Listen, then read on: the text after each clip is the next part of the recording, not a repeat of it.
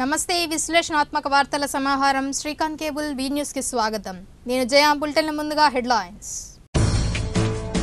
ప్రకాశం జిల్లాలో law and order సమస్య లేదన్న Guntur range DIG. Ragging, eve teasing, road సేఫ్టీలకు సంబంధించిన పోస్టర్ను ఆవిష్కరించిన డీఐజీ కేవీవి వేణుగోపాల్. విద్యార్థుల సమస్యల పరిష్కారం కోసం విద్యార్థి సంఘాల పోరుబాట. ఆగస్టు 10న విద్యా సంస్థల బంద్కు పిలుపు. కళా తపస్వికి కమనీయ సత్కారం. నగరంలోని పారిశ్రామికవేత్తలచే స్వర్ణ కంకణ ప్రదానం, ఘన సన్మానం.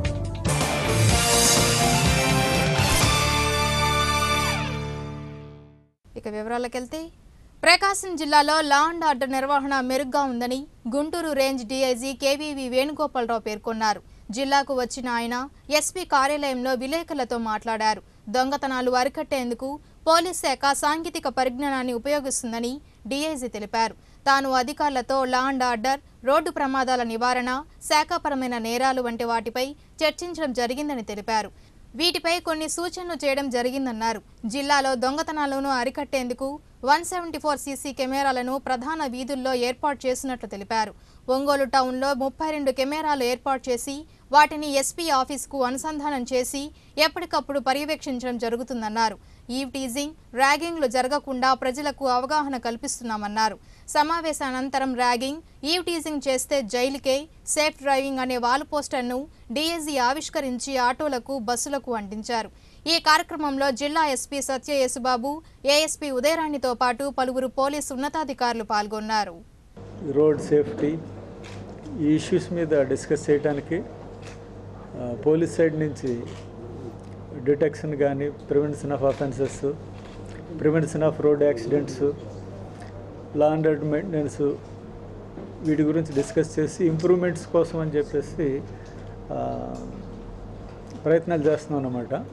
కొన్ని అఫెన్సెస్ ఇంకా డిటెక్ట్ కావాల్సినవి కొన్ని ఉన్నాయి, ప్రాపర్టీ అఫెన్సెస్ అవి డిస్కస్ చేయడం జరిగింది. వాటిని పర్సూ చేస్తాం.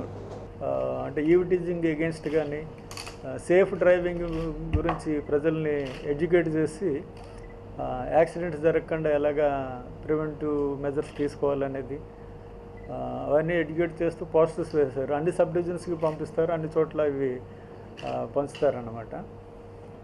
అంతేకాకుండా సీసీటీవీ కెమెరాస్ ఇన్స్టాల్ చేసి అది జిల్లాలో అర్బన్ ఏరియాస్ అన్నింటిలోనే ఫస్ట్ ఎక్కువ ఉండేలాగా, అంటే మీకు అందరికీ తెలుసు కదా, సీసీటీవీ ఫుటేజ్ ద్వారా చాలా అఫెన్సెస్ మనకి డిటెక్ట్ అవుతూ ఉన్నాయి రాష్ట్ర వ్యాప్తంగా.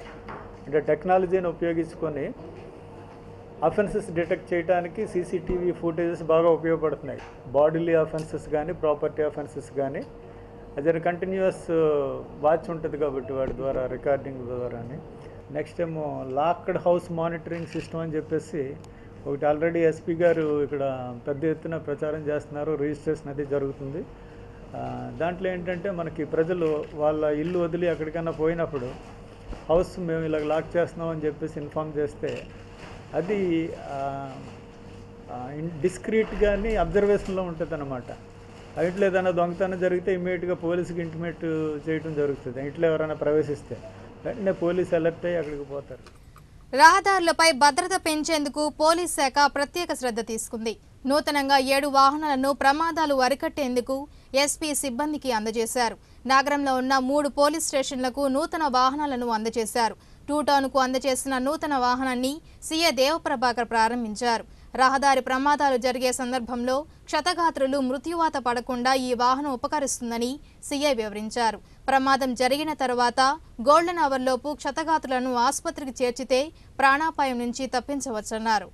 విద్యార్థులు ఎదుర్కొంటున్న సమస్యలను పరిష్కరించాలని కోరుతూ విద్యార్థి సంఘాల ఆధ్వర్యంలో రాష్ట్ర వ్యాప్తంగా ఆగస్టు 10వ తేదీన చేపట్టిన విద్యా సంస్థల బంద్ను జయప్రదం చేయాలని విద్యార్థి సంఘం నాయకులు కోరారు.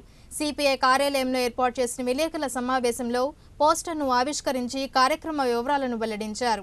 వసతి గృహాల్లో, ప్రభుత్వ పాఠశాలల్లో మౌలిక వసతులు కల్పించడంలో ప్రభుత్వం పూర్తిగా విఫలమైందని విద్యార్థి సంఘ నాయకులు మండిపడ్డారు. విద్యార్థులు లేరన్న సాకుతో పాఠశాలలు మూసివేయడాన్ని ఖండించారు. ప్రభుత్వ పాఠశాలలను కార్పొరేట్ శక్తులకు కట్టబెడుతున్న ప్రభుత్వ వైఖరిని తప్పుపట్టారు. ఈ కార్యక్రమంలో పీడీఎస్యు రాష్ట్ర కార్యదర్శి రాజశేఖర్, ఎస్ఎఫ్ఐ సుధాకర్, ఏఐఎస్ఎఫ్ కుమారి, విక్రమ్, ధనరాజ్తో పాటు పలు విద్యార్థి సంఘ నాయకులు పాల్గొన్నారు. చంద్రబాబు నాయుడు గారి ఈ 3 ఏళ్ల పరిపాలనలో రాష్ట్రాన్ని నాలెడ్జ్ హబ్గా తయారు చేస్తామని ఒట్టి మాటలు చెబుతూ దానికి విరుద్ధంగా జీవో నంబర్ 29/14 ద్వారా రాష్ట్ర వ్యాప్తంగా 6,000 ప్రభుత్వ పాఠశాలలు మూసివేసి 300 సంక్షేమ హాస్టల్స్ మూసివేసి ఈ రాష్ట్ర నాలెడ్జ్ హబ్గా ఎలా తయారు చేస్తామని విద్యార్థి సంఘాలకు మేము ఈరోజు ఈ రాష్ట్ర ప్రభుత్వం ప్రశ్నిస్తూ ఉన్నాం. నాలెడ్జ్ హబ్ అంటే పల్లెలు, గ్రామాల్లో ప్రభుత్వ పాఠశాలలు, ప్రభుత్వ హాస్టల్స్ విద్యార్థులు చదువుకుంటుంటే అది నాలెడ్జ్ హబ్ అవుతుంది తప్ప అవి మూసివేసి విద్యార్థులు ఈరోజు రోడ్లు బాగాలేదు, అది నాలెడ్జ్ హబ్ కాదని మరోసారి చంద్రబాబు మేము స్పష్టీకరణ చేస్తున్నాం. ఈ రాష్ట్రంలో ఉన్నటువంటి విద్యారంగ సమస్యలు పరిష్కరించాలని సంక్షేమ హాస్టల్స్, పాఠశాలల మూసివేత, ఏపీ ఇండిపెండెంట్ స్కూల్స్ యాక్ట్ తదితర చట్టాలను రద్దు చేసి ఈ విద్యారంగానికి నిధులు కేటాయించి రాష్ట్ర అభివృద్ధికి తోడ్పడాలని మేము ఈ ప్రభుత్వం డిమాండ్ చేస్తున్నాం. అందువలన ఈ రాష్ట్రంలోని విద్యారంగ సమస్యలు పరిష్కరించాలని రాష్ట్ర వ్యాప్తంగా ఆగస్టు 10న రాష్ట్ర విద్యా సంస్థల బంద్ జరుగుతూ ఉంది. ఈ బంద్కి ఏఎస్ఎఫ్, ఎస్ఎఫ్ఐ, పీడీఎస్ఓ తదితర సంఘాలు రాష్ట్ర స్థాయిలో నాయకత్వం వహిస్తున్నాయి. ఈ బంద్కి విద్యార్థి తల్లిదండ్రులు, పాఠశాల యాజమాన్యులు అందరూ సహకరించి దీన్ని జయప్రదం చేయాలని విజ్ఞప్తి చేస్తున్నాం. రాష్ట్ర వ్యాప్తంగా విద్యా సంస్థల బంద్ ఆగస్టు 10న జరుపుతూ ఉన్నాము. దీనికి కారణం ఏంటంటే ఈరోజు విద్యారంగం ప్రారంభించి నెల 15 రోజులు గడిచినా కానీ నేటికి ఒక సమస్య కూడా పరిష్కారం చేయలేదు. జిల్లాకి యూనివర్సిటీ ఒక కలగానే మిగిలింది. అదేవిధంగా జిల్లాకు ప్రకటించిన IIIT కూడా మన జిల్లా పేరు మీద వేరే చోట అడ్మిషన్లు జరుపుతూ ఉన్నారు. పెండింగ్లో ఉన్న స్కాలర్షిప్స్, ఫీజు రియంబర్స్మెంట్ నేటికి రిలీజ్ చేయలేదు. సంక్షేమ హాస్టల్లో సమస్యలకు నిలయాలుగా మారినాయి. తదితర డిమాండ్ల మీద ఆగస్టు 10న చేపట్టిన విద్యార్థి సంఘాల బంద్కి పెద్ద ఎత్తున కాలేజీ యాజమాన్యాలు విద్యార్థులు సహకరించి జయప్రదం చేయాలని ఈ సందర్భంగా విజ్ఞప్తి చేస్తా ఉన్నాం. ఏదైతే ప్రభుత్వ పాఠశాలలను, ప్రభుత్వ హాస్టల్స్ను గవర్నమెంట్ మూసివేస్తూ ఉందో ఆ చర్యల్ని వెంటనే విరమించుకోవాలని, అలాగే స్కూల్స్, హాస్టల్స్ డెవలప్మెంట్ కోసం నిధులు కేటాయించాలని, అలాగే హాస్టల్ విద్యార్థులు చాలీ మెస్ ఛార్జీలతోటి అర్ధాకులతో ఒకవైపు హాస్టల్లో ఉంటూ విద్యను అభ్యసిస్తూ ఉన్నారు. వెంటనే 2012లో ఎప్పుడో పెంచిన మెస్ ఛార్జీతో నేడు కూడా విద్యార్థులు జీవనం గడుపుతూ ఉన్నారు. ఈ యొక్క మెస్ ఛార్జీలను పెంచాలని, విద్యార్థులకు నాణ్యమైన భోజనం అందించాలని, అలాగే ప్రకాశం జిల్లాకి నామకే వాస్తి యూనివర్సిటీని ప్రకటించినట్లు గతంలో చెప్పారు. అయితే నేటికి కూడా పేండమెట్లో ఉన్నటువంటి యూనివర్సిటీ స్థలంలో అభివృద్ధి జరగలేదు, యూనివర్సిటీ నిర్మాణం జరగలేదు. యూనివర్సిటీ ప్రకాశం జిల్లాలో నిర్మించడం లేనందువల్ల ఉన్నత స్థాయిలో విద్యార్థులు వలస పక్షులాగా ఇతర జిల్లాలకు వెళ్ళి విద్యను అభ్యసించాల్సిన పరిస్థితి ఈ జిల్లాలో ఉంది. అంతర్జాతీయ ఆదివాసీ దినోత్సవ వేడుకలను కొత్తపట్నం మండలంలోని శ్రీరామ్ కళ్యాణ మండపంలో నిర్వహించారు. ఆదివాసీ వ్యవసాయ యానాది సంఘం ఆధ్వర్యంలో ఏర్పాటు చేసిన కార్యక్రమానికి సంఘ రాష్ట్ర అధ్యక్షురాలు కత్తి పద్మ అధ్యక్షత వహించారు. ఈ కార్యక్రమంలో హౌసింగ్ ఏఈ వేణు, వెంకటేశ్వర్లు, యానాది సంక్షేమ సంఘం రాష్ట్ర అధ్యక్షురాలు నాగేశ్వరి, కత్తి బుజ్జమ్మ, లక్ష్మమ్మ, ప్రసాద్, పుల్లారావుతో 13 జిల్లాల నుంచి విచ్చేసిన ఆదివాసీలు పాల్గొన్నారు. రాష్ట్ర ప్రభుత్వం ఆదివాసీలకు అందించిన సంక్షేమ పథకాలను ఆదివాసీలు సద్వినియోగం చేసుకోవాలని కత్తి పద్మ తెలియజేశారు. ఆదివాసీలను అన్ని విధాలుగా ఆదుకునేందుకు ప్రభుత్వం అనేక పథకాలను ప్రవేశపెట్టడం జరిగిందని ఏఈ వేణు తెలియజేశారు. ఈ యొక్క ప్రపంచ ఆదివాసీ దినోత్సవం సందర్భంగా మరి ఇక్కడ ఈ కార్యక్రమానికి ఇచ్చేసిన మా బంధుమిత్రులందరికీ కూడా ఆదివాసీ దినోత్సవ శుభాకాంక్షలు తెలియజేస్తున్నాం. ఏ యొక్క మంచి ఉద్దేశంతో అయితే ఈ యొక్క దినోత్సవాన్ని ప్రభుత్వం ఏర్పాటు చేస్తుందో ఆ యొక్క సంక్షేమ అభివృద్ధి కార్యక్రమాలను మరి ప్రజలకు, ముఖ్యంగా యానాదులకు తెలియజేయడానికి ఈ యొక్క వ్యవసాయ కార్మిక యూనియన్ ద్వారా మేమందరం కూడా కలిసి పనిచేస్తామని, మరి ముఖ్యంగా చదువుకు దూరంగా ఉన్నటువంటి ఈ యొక్క గిరిజన యానాది పిల్లలను మరి రాబో రోజుల్లో మా యొక్క సంఘం ద్వారా మరి అటు గురుకుల పాఠశాలలో అదేవిధంగా స్థానికంగా ఉన్నటువంటి పాఠశాలలు పంపించడానికి మా వంతు కృషి చేస్తామని తెలియజేస్తూ ఈరోజు జరుగుతున్నటువంటి ఈ యొక్క ఆదివాసీ దినోత్సవ శుభాకాంక్షలు మరి అందరికీ తెలియజేస్తున్నాం. కానీ నలుమూలల నుంచి వచ్చిన ఈ మారుమూల గ్రామంలో ఉన్న అటువంటి వాళ్ళు ఇప్పటికీ కూడా ఎక్కడ వేసిన గొంగడి అక్కడేలాగా కొన్ని గ్రామాల్లో ఉన్నారు కాబట్టి కొంతమంది మాలో కూడా కొన్ని విధాలుగా ప్రజలకు సేవ చేసేటువంటి నాయకులు ఉన్నారు కాబట్టి ఈ గ్రామాల్లో ఇవి యూనియన్ తరపు నుంచి ఇక్కడికి కొత్తపట్నం మండలానికి వీళ్ళందరినీ ఆహ్వానించి మనకున్న సంక్షేమ పథకాలు కానీ ఎస్టీలకున్న సంక్షేమ పథకాలు కానీ వాళ్ళు చదివితే కొన్ని విధాలుగా వాళ్ళు కూడా ఆ గ్రామాల్లో డెవలప్ అవుతారని అనేక రకాల కార్యక్రమాలని వారి ద్వారా ఈ గ్రామాల్లో తెలియజేపించాలనే ఉద్దేశంతో ఈ రోజున ఈ సమావేశం ఇక్కడ ఏర్పాటు చేయటం జరిగింది. కానీ నేను కూడా ఒక పదవిలో ఉండి ఒక గ్రామ సర్పంచ్ని అయినప్పుడు కూడా ఏదో ఎస్టీలకి సేవ చేయాలనే భావనతో ఒక మంచి ఉద్దేశంతో నలుమూల నుంచి కూడా నాయకులను పిలిపించి మనకున్న హక్కులని ఎలా వినియోగించుకోవాలనే ఉద్దేశంతో ఇక్కడికి పిలిపించి చెప్పడం జరుగుతూ ఉంది. శ్రావ్య ఫిలిమ్స్ బ్యానర్ పతాకంపై సునీల్ రెడ్డి దర్శకత్వంలో చేతన్, డింపుల్ హీరోయిన్లుగా నటించిన ప్రేమ కథా చిత్రం గల్ఫ్. చిత్ర యూనిట్ సభ్యులు పేస్ కళాశాల విద్యార్థులతో ముచ్చటించారు. కళాశాల కాన్ఫరెన్స్ హాల్లో ఏర్పాటు చేసిన కార్యక్రమానికి ప్రిన్సిపల్ శ్రీనివాసులు అధ్యక్షత వహించారు.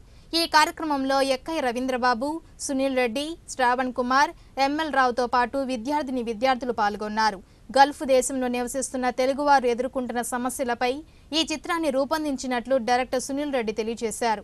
రొమాంటిక్ క్రైమ్ కథా చిత్రం రోజులు మారాయి వంటి సినిమాలకు తాను దర్శకత్వం వహించినట్లు సునీల్ రెడ్డి తెలియజేశారు. తాను దర్శకత్వం వహించిన కొన్ని సినిమాలకు ఫిల్మ్ఫేర్ అవార్డులు, రాష్ట్ర ప్రభుత్వంచే బెస్ట్ సినిమా అవార్డులు అందుకోవడం జరిగిందని తెలిపారు. తాను రూపొందించిన గల్ఫ్ సినిమాను ఆదరించాలని చిత్ర యూనిట్ సభ్యులు కోరారు. మా శ్రావ్య ఫిల్మ్స్ పతాకం మీద ఎంఎస్ రామ్ కుమార్ గారు, ఎక్కల రవీంద్రబాబు గారు ప్రొడ్యూసర్స్గా, నా దర్శకత్వంలో సునీల్ కుమార్ రెడ్డి నా పేరు, నా దర్శకత్వంలో గల్ఫ్ అనే సినిమా రూపొందించబడుతుంది. అందులో చేతన్, మద్దినేని అండ్ డింపుల్ హీరోయిన్లుగా, పోసాని కృష్ణమురళి గారు, తనికెల భరణి గారు, నాగినేడు గారు ఇలాంటి లబ్ధ ప్రతిష్ఠులైన సీనియర్ ఆర్టిస్టులు అందరితో ఈ సినిమా షూటింగ్ని మ్యాక్సిమం గల్ఫ్ దేశాల్లో షూట్ చేయడం జరిగింది. అండ్ దాదాపు 25 లక్షల మంది ఇక్కడ నుంచి గల్ఫ్కు వలస వెళ్ళి వాళ్ళ జీవన విధానం గురించి ఒక అందమైన లవ్ స్టోరీని బ్యాక్డ్రాప్లో చెప్తూ ఒక ఇంట్రెస్టింగ్ స్టోరీతో మేము ముందుకు తీసుకొని వస్తున్నాను. నా గత సొంత ఊరు గంగపుత్రులు, రొమాంటిక్ క్రైమ్ కథ, క్రిమినల్ ప్రేమ కథ లాంటి చిత్రాలను ఎలా అయితే ఆదరించారో అంతకంటే గొప్పగా ఈ సినిమాని మీరు ఆదరిస్తారని, ఆల్రెడీ రిలీజ్ అయిన మ్యూజిక్కి చాలా మంచి రెస్పాన్స్ వస్తుంది. ఈ సినిమాని ఆగస్ట్ 10లో కానీ సెప్టెంబర్ 1st వీక్లో కానీ రిలీజ్ చేస్తున్నాము. దీన్ని మీరందరూ సక్సెస్ చేస్తారని, ఆ ప్రాసెస్లో భాగంగా మా టీం అందరితో ఈరోజు ఒంగోలు రావడం జరిగింది. పేస్ ఇంజనీరింగ్ కాలేజ్లో స్టూడెంట్స్ అందరితో ఇంటరాక్ట్ అవుతున్నాము. హాయ్, నా పేరు డింపుల్. నేను ఇందులో గల్ఫ్ మూడ్లో లక్ష్మి అనే క్యారెక్టర్ ప్లే చేస్తున్నాను. ఇదే నా ఫస్ట్ ఫిలిం అండి. చాలా ఇంట్రెస్టింగ్ అయిన క్యారెక్టర్. లక్ష్మి అనే క్యారెక్టర్ వచ్చేసి ఆంధ్ర నుంచి గల్ఫ్కి వెళ్ళిన అమ్మాయి, అంటే గోదావరి జిల్లా అమ్మాయి. ఇందులో ఒక తెలంగాణ అబ్బాయితో ఒక లవ్ స్టోరీ అంతా ఉంటుంది. నాట్ ఓన్లీ ఒక లవ్ స్టోరీ, యాక్షన్, ఎమోషన్స్ అన్నీ ఉన్నాయి. ఆల్ కమర్షియల్ ఆస్పెక్ట్స్ ఉన్నాయి. తప్పకుండా అందరూ ఈ ఫిలిం చూడాలి. Go watch the film in theatres. Thank you. So last year మీ ముందుకి రోజులు మారే సినిమాతో వచ్చాను. ఈ ఇయర్ మళ్ళీ గల్ఫ్ సినిమాతో మీ ముందుకు వస్తున్నాను. ఈ గల్ఫ్ సినిమాలో ప్రత్యేకం ఏంటంటే, ఒక చిన్న చేనేత కార్మికుడు ఒక కొడుకు ఒక గల్ఫ్ కంట్రీకి వెళ్ళి అక్కడ పడిన కష్ట సుఖాలు, అక్కడ వాడికి ఎదురైన కష్టాలు, అక్కడ పడిన లవ్ స్టోరీస్, అక్కడ చూపించే అక్కడ జరిగే కామెడీ, లేదంటే అవన్నీ కూడా చాలా న్యాచురలిస్టిక్గా చూపించారు మా డైరెక్టర్ గారు. సో ఇంత ఎర్లీగా, ఇంత అప్కమింగ్ స్టేజ్లో నాకు ఈ ఆపర్చునిటీ ఇచ్చినందుకు చాలా హ్యాపీ ఫీల్ అవుతున్నా. ఎందుకంటే ఇది చాలా ఛాలెంజింగ్ రోల్. అన్నీ ఇప్పుడు వచ్చే ఒక 90% సినిమాలాగా చాలా ఈజీగా చేయగలిగే రోల్ మాత్రం కాదు. సో నా మ్యాక్స్ ఎఫర్ట్స్ ఇందులో పెట్టి, అండ్ ఈవెన్ ఒక డిఫరెంట్ కైండ్ ఆఫ్ స్లాంగ్, ఒక తెలంగాణ స్లాంగ్ కూడా నేర్చుకుని ఈ రోల్కి నా 100% ఇచ్చాను. సో ఈ సినిమా కూడా అందరూ చూసి ఆదరిస్తారని కోరుతున్నాను. ఈ న్యూస్లో చిన్న విరామం.